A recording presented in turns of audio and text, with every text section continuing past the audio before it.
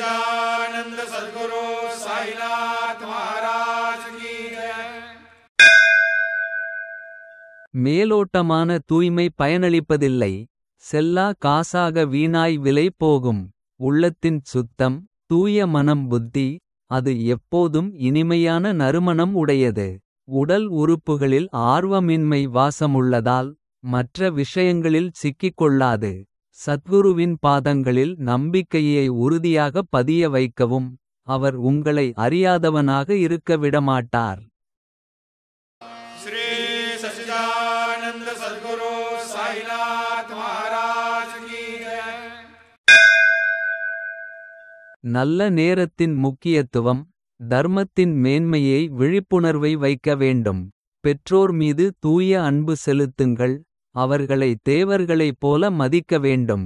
தாயை விட அன்பில் சிறந்தவர் எவரும் இல்லை. அவளால் மட்டுமே பிரச்சினைகளை தீர்க்க முடியும்.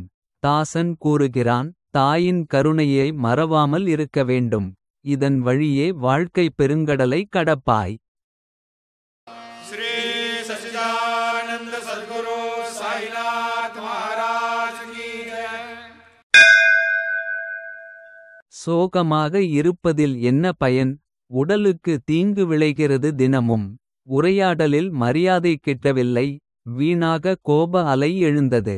எதிர்கால இலக்குகள் எதையும் நிர்ணயிக்கவில்லை. இதுவே மிகுந்த துன்பத்திற்கு காரணம். உங்கள் மனதை கட்டுப்படுத்தி இப்போதும் சிந்தியுங்கள். இல்லையெனில் இந்த அரிய நாட்டில் ஊழல் நிறைந்துவிடும். श्री सच्चिदानंद सद्गुरु साईनाथ महाराज की जय। சாயி, என் மனதின் குறும்பு தன்மையை போக்க செய்வாய். சாயி, அமைதியற்ற மனம் 4 திசைகளிலும் ஓடுகிறது. இனிமையான சூழ்நிலை எவ்வாறு மாறும்? சாயி, தீய எண்ணங்களுக்கு அடைக்கலம் புகுந்து நான் எலும்புக்கூடாக மாறினேன். சாயி, இந்த தீய புத்தியை எரித்துவிடு. என்னுடைய சிறு விருப்பத்தை நிறைவேற்றிடு. சாயி. श्री सच्चिदानंद सद्गुरु साईनाथ महाराज की जय। தெய்வமே, உம்மிடம் அளவற்ற தாயின் அன்பு உள்ளது. தாயை விட சிறந்தவராக எனக்கு தோன்றுகிறீர். அந்தப் பார்வை மகனின் மீது பெருந்தன்மையுடன் கருணை கொண்டுள்ளது. தந்தையைப் போலவே குருதேவரும் அவ்வாறே செய்கிறார். இன்னும் சில அறிகுறிகளைத் தெரிந்து கொள். தாசனின் இன்னல்களைப் போக்கிடுவாய்.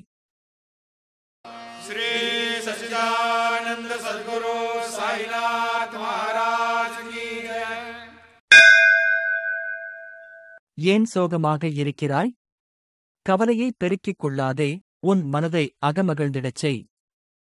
விரும்பியபடி ஓரிரண்டு பொருட்களால் அலங்கரிக்கவும். ஒருவரின் இனிமையான வடிவம் தெரிந்திடும்.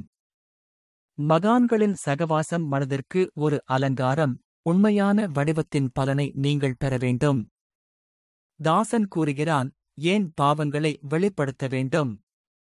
மனதை பிரபுவின் பாதங்களில் ஒருமுகப்படுத்திட வேண்டும். श्री सच्चिदानंद सद्गुरु साईनाथ महाराज की